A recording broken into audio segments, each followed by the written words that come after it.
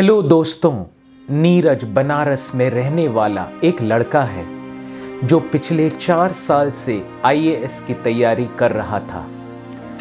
एक बार प्रीलिम्स में फेल हुआ, एक बार मेंस में और फिर इंटरव्यू में फेल हो गया। इन सबके बीच में वो काफी चिंतित और निराश रहता था और चिंताओं में डूबा रहता था। आखिर कब तक ऐसा जीवन वो जीता रहेगा? कब तक मैं अपने घर का, अपने माता पिता का बोझ बनकर रहूंगा? साल 2023 का आखिरी दिन था। इस बीच वो गंगा के घाट में किनारे में बैठा हुआ आत्मचिंतन और आत्ममंथन कर रहा था।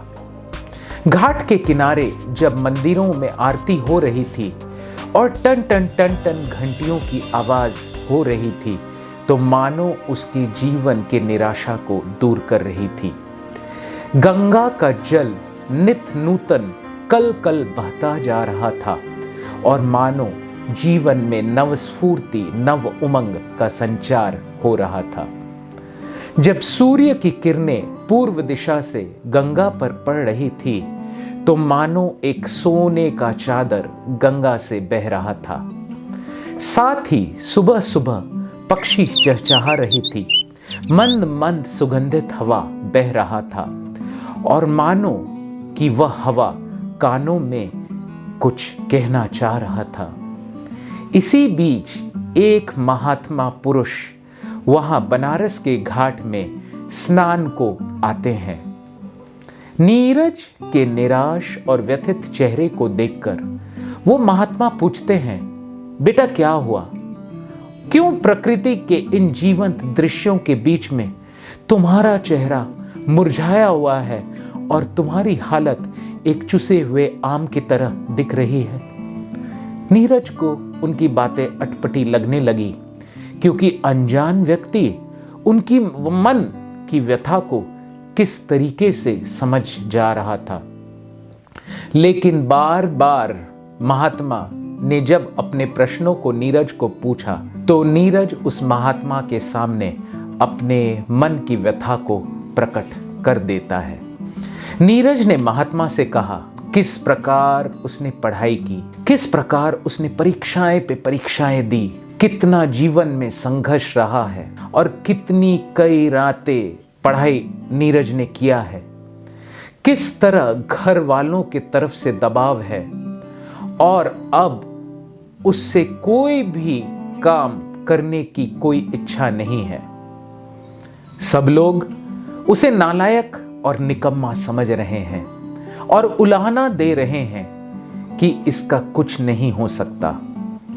महात्मा नीरज की बातों को पूरी ध्यान लगाकर सुनते हैं और उसकी व्यथा को समझने का प्रयास करते हैं और फिर महात्मा 2 शब्द बोलते हैं कि इस संसार में अधिकतर लोग अपना लक्ष्य को निर्धारित नहीं कर पाते हैं और सफल नहीं हो पाते हैं क्योंकि उनके जीवन में कोई ध्येय, दिशा या दशा नहीं है। सुबह जैसे ही अलार्म बजता है लोग अपना मोबाइल उठाते हैं और नोटिफिकेशन चेक करते हैं, व्हाट्सएप का व्हाइट टिक ब्लू टिक हुआ कि नहीं, और स्क्रॉलिंग शुरू हो जाता है खुशी ढूंढने के प्रयास में। और ऐसे होता है एक कलयुगी मानव के जीवन या दिन का शुरुआत। महात्मा ने नीरज को बताया कोई भी व्यक्ति आज अपने साथ समय नहीं बिताता। लोग इस संसार की व्यस्तता में इतना तेज भाग रहे हैं कि कोई अगर बोले रुको रुको जरा आगे रास्ता का तो देखो, क्या तुम्हारा स्पीड से ज्यादा इंपॉर्टेंट डायरेक्शन है या स्पीड तुम्हारे लिए ज्यादा जरूरी है, तो लोग बिना सुने आगे भाग जाते हैं जहां खाई है और खाई में औंधे मुंह गिरते हैं।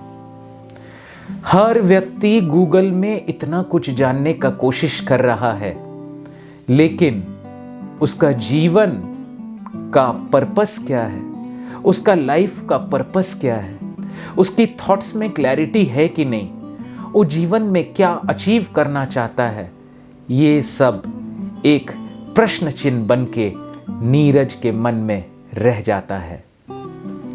और अगर कोई व्यक्ति एकांत में भी बैठा है, या तो वो म्यूजिक सुन रहा है, या तो फोन पे बातें कर रहा है, या अपने कुत्ते को घुमा रहा है, या सोशल मीडिया में है, या स्क्रॉलिंग कर रहा है, अपने मोबाइल को स्ट्रोक कर रहा है, क्या ये वास्तव में उसका मी टाइम है? ऐसा व्यक्ति स्वयं को कैसे जान सकता है कि उसको जीवन में क्या चाहिए, उसकी क्या आकांक्षाएं हैं, उसकी क्या प्रेरणाएं हैं, उसका लक्ष्य क्या है, और क्या वह अपने लक्ष्य की ओर बढ़ रहा है? वे मंदिर के विग्रह जिस तरह स्थिर है, उसी तरह महात्मा ने नीरज को बोला, तुम अपने मन को स्थिर और शांत बनाओ, अपने अकेलेपन को एकांतिकी में बदलो, अपने जीवन में संकल्प और विकल्प में भटकता हुआ मन, जो अलग अलग चीजों में, अलग अलग लोगों में,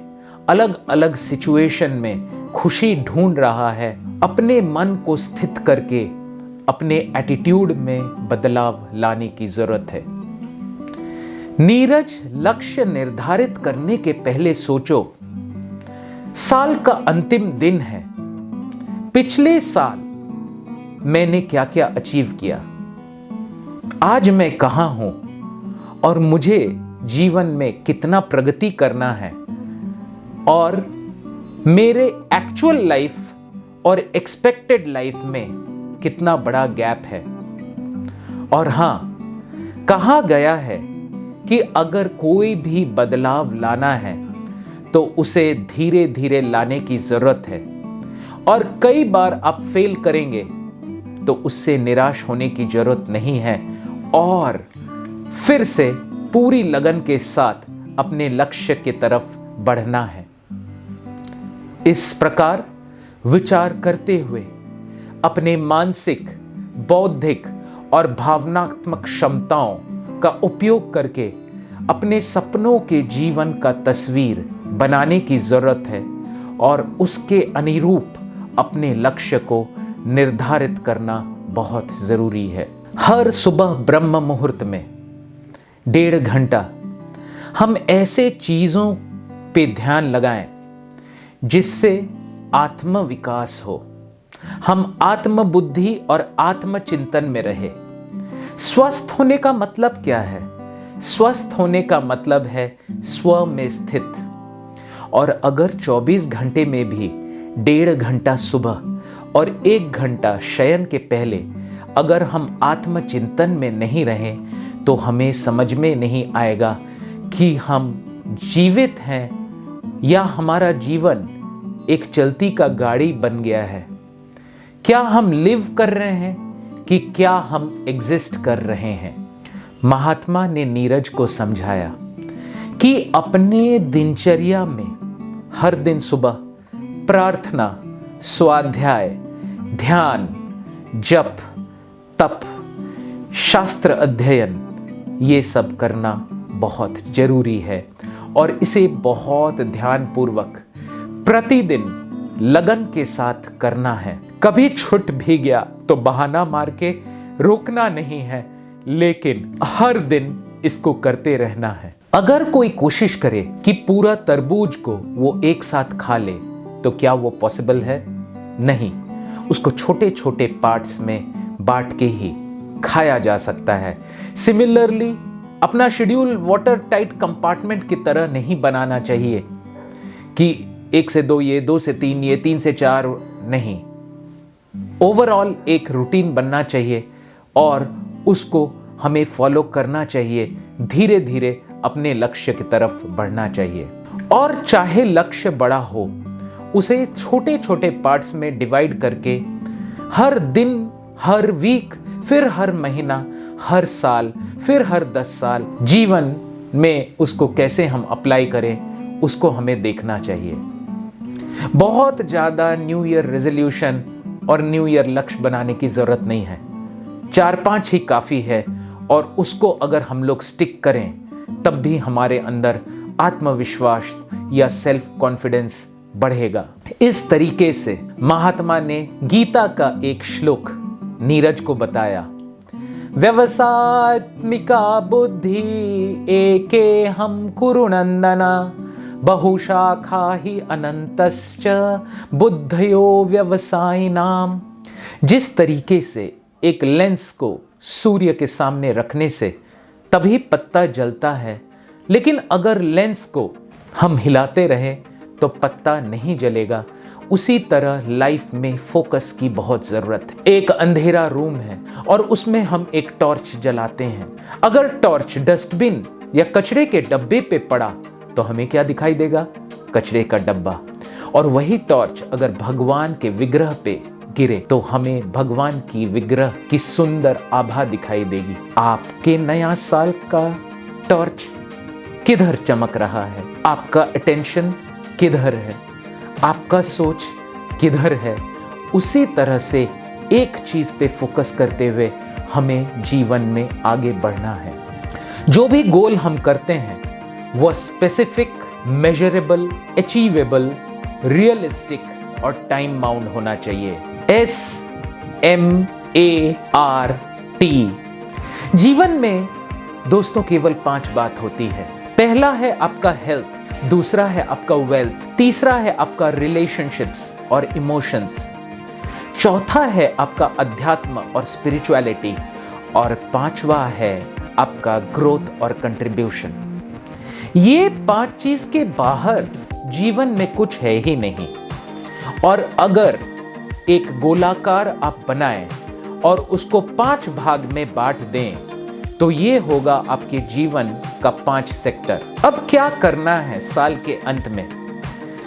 ये जो सर्कल आपने बनाया और उसको 5 भाग में बांटा, वो पांचों सर्कल को कलर करना शुरू कीजिए। अगर 100% हेल्थ, परफेक्ट हेल्थ है तो आप उसको उतना लाल रंग से भरिए जितना आपका हेल्थ अभी ठीक है और कितना सुधार की बाकी है। यानी अगर आपका 30% हेल्थ अच्छा है तो 30 को लाल से भरिए और 70 खाली रखिए। अगर आपका वेल्थ 40% है तो 40 को हरा से भरिए, बाकी खाली रखिए। अगर आपका रिलेशनशिप 60% है तो उसको नीले से भरिए, बाकी खाले रखिए।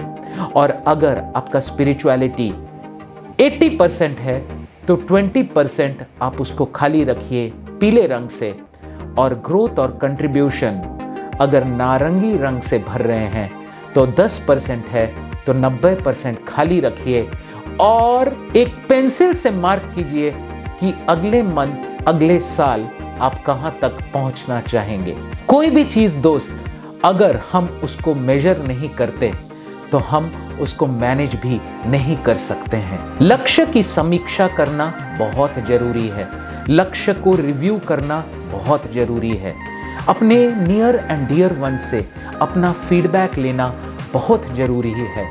हर दिन सोने के पहले अगले दिन का थिंग्स टू डू रेडी हो जाना चाहिए और सोने के पहले देखना चाहिए कि मैंने क्या क्या अचीव किया, और अपने आप को थपथपाइए कि चलिए मैंने आज ये अचीव किया। पूरे दिन के बारे में सोचना चाहिए सोने के पहले और अगले दिन की तैयारी करनी चाहिए। Past is a history, future is a mystery.